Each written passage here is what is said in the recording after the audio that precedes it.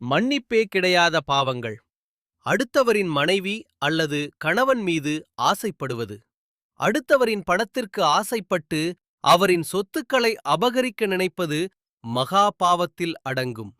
உங்களின் சுயநலத்திற்காக எளியவர்களில் கனவை, வாழ்வை அழிப்பது, அவர்களின் மீது இல்லாத பழியை சுமத்துவதும் சிவனின் மூன்றாவது கண்களிலிருந்து தப்பிக்க முடியாத பாவம். ஒருவன் தொடர்ந்து தீய வழியிலே செல்வது அல்லது சிறிதும் நன்மை கூட அடுத்தவர்களுக்குச் செய்யாமல் இருப்பது இரண்டுமே சிவனின் கோபத்திற்கு ஆளாகும் பாவங்கள்.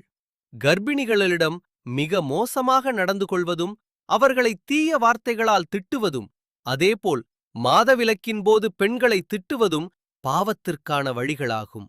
இன்னொருவரைப் பற்றி அப்படமான பொய் கூறி அவரை சீர்குலைய வைப்பதும் சிவனுடைய கோபத்திற்கு ஆளாக நேரிடும்.